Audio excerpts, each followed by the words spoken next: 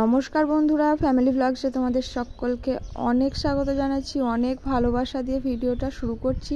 তো যেটা দেখানোর ছিল প্রথমে দেখাই, দেখো আমার বর একখানা পেঁপে নিয়ে এসেছি। তো আগের দিন নিয়ে এসেছিলো, তো সেই দেখে আমার শাশুড়ি মা আবার একটু থোড় জোগাড় করেছে। তো পেঁপেটা কাটতে বসে দেখো পেঁপের ভেতরে আরও একখানা পেঁপে। তো আমি তো কোনো দিনই এমন দেখিনি, ফার্স্ট টাইম দেখছি। তো সেই জন্য একটুখানি ফোনটা দৌড়ে নিয়ে আসলাম। ভাবলাম না তোমাদের সঙ্গে একটুখানি শেয়ার করো, জানি না কে দেখেছো বা কে দেখোনি। দেখছি যখন আমি আজকে প্রথম, তাহলে নিশ্চয় এটা হওয়াও সম্ভব। আর ওই দেখো একখানা মতো দানা বীজ আছে আর একটা ওই পেঁপে। তো থোড় পেঁপেটা কেটে নিচ্ছি। আর সকাল থেকে প্রচণ্ড গরম পড়েছে বন্ধুরা, জানো তো এত গরমের মধ্যে আমার অবস্থাটা ভীষণই খারাপ হয়ে গেছে। তো তোমরা সবাই কেমন আছো কমেন্টে জানিও। আর যে সমস্ত বন্ধুরা আমার ভিডিওটা আজকে প্রথম দেখছো তারা অবশ্যই ফুল ওয়াচ করে যেও, একটা লাইক করে যেও। আর ভিডিওটা পুরো দেখার পরে কমেন্ট করো যে ভিডিওর কোন অংশটা তোমাদের ভালো লাগলো। তো দেখো রান্নাবান্না কিছুই দেখাতে পারিনি, কারণ ফোনটা বর নিয়েছিল। তো স্নান সেরে পুজোটা দিয়ে নিয়েছি। আর ঠাকুরের কাছে সংসারের অনেক মঙ্গল কামনা করলাম, সংসারটা যেন ভালো রাখতে পারি, সেই জন্যই ঠাকুরকে বলি, প্রতিদিনই বলি। তো সেই সব করে দেখো রান্না দুই পদেই করেছিলাম আজকে, খাওয়া দাওয়াও করে নিয়েছি। তারপরে এই ফলগুলো আমার বর নিয়ে এসছে। তো জানি না আমি এই সংসারের জন্য কতটুকু কি করতে পারি বা না পারি, কিন্তু সব সময় এই সংসারটার ভালো চাই। সব সময় চাই যেন আমি সংসারটা সুন্দরভাবে করতে পারি, সবাইকে ভালো রাখতে পারি। তো জানি না কতটুকু পারি, কিন্তু চাই এটা। আর সংসার সবার ভালো থাকার জন্য যতটুকু সম্ভব, যতটুকু আমার পক্ষে মানে আমি করতে পারি, মন প্রাণ দিয়ে সবটা করার চেষ্টাও করি। তো বিকেলে এসছি, দেখো আমার বর এই যে বিকেল ঠিক এখনও হয়নি, এখন ওই 3টে মতো বাজছে। তো প্রচণ্ড গরম লাগছে। এত গরমের মধ্যে আজকে আমি 2-3 বার মতো গায়ে জল দিয়েছি, স্নান করা বাদ দিয়েও।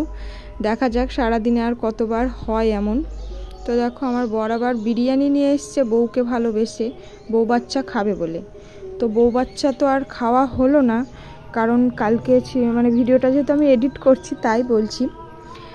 কালকে শনিবার ছিল আর আমার বর শনিবারেই নিয়ে এসেছিলো, আর আমি ভিডিওটা এডিট করছি রবিবারে, কারণ রাত্রে গরমে আর এতে শরীর খারাপ করছিল, ভিডিও এডিট করতে পারিনি।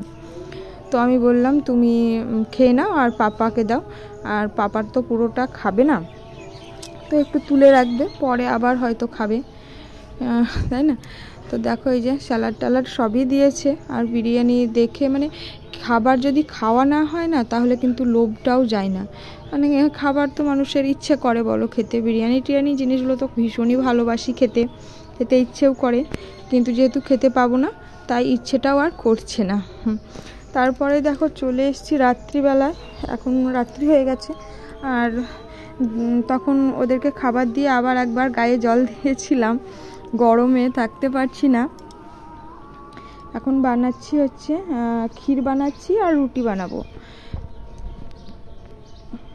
তো আমার বর আজকে আমাদের যেহেতু বাড়িতেই দুধ হয় গরুর, তো দুধটা সমিতিতে একদমই নিয়ে যায়নি, 1 ফোঁটাও নিয়ে যায়নি, যতটা হয়েছে সবটাই রেখে দিয়েছে।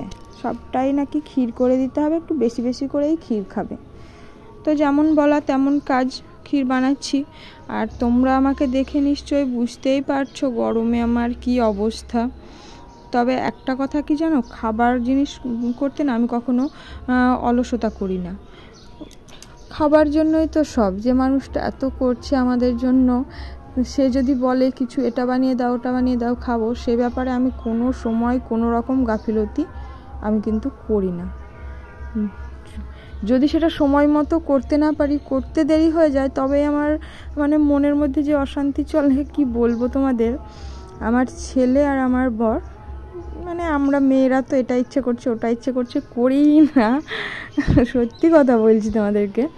আর আমার বর আর আমার ছেলে মাঝে মাঝেই বলতে থাকে, আমার ছেলে তো বেশিই বলে মা এটা বানাও ওটা বানাও।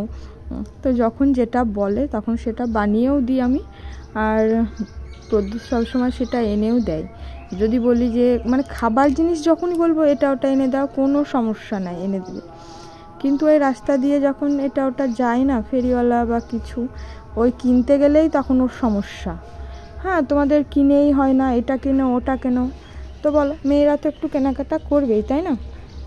তো চলো একটুখানি কাছের থেকে তোমাদেরকে দেখাই। তো দেখো অনেকটা দুধ ছিল, আর এটা হচ্ছে একটা অনেক বড় একটা কড়াই, যেটা আগে আমার শাশুড়িমা রান্নাবান্না করতো, আমিও এসে কিছুদিন করেছিলাম, অনেক দিনই করেছি। তারপর একটা ছোট কড়াই নিয়েছি, মানে মাঝারি, তখন থেকে সেখানেই করি, তো অতটা দুধ ধরবে না, তাই এই বড় কড়াইটা বার করে বসিয়েছি। আর এই দেখো রান্না বান্না শেষ, এই যে রুটি আর এই ক্ষীর, আর আমার অবস্থাও পুরো শেষ। আবার গায়ে জল দিতে হবে। আর এই দেখো আবার গায়ে টায়ে জল দিয়েছি, মাথায় হালকা, মানে সামনে, মাথার সামনেটা একটুখানি জল দিয়েছি, দিয়ে এই যে দুখানা ফ্যান ছেড়ে একটুখানি বসে আছি। হাসি বেরোচ্ছে না, কিন্তু তোমাদেরকে যেহেতু ভিডিও তোমাদের সঙ্গে করছি সেই কারণে একটু হাসিটা দিচ্ছি, তা না হলে এখন হাসি আর বেরোচ্ছে না, মানে হাসি হচ্ছেই না। তো যাই হোক, এখানেই রাখছি, ভালো থেকো, সুস্থ থেকো।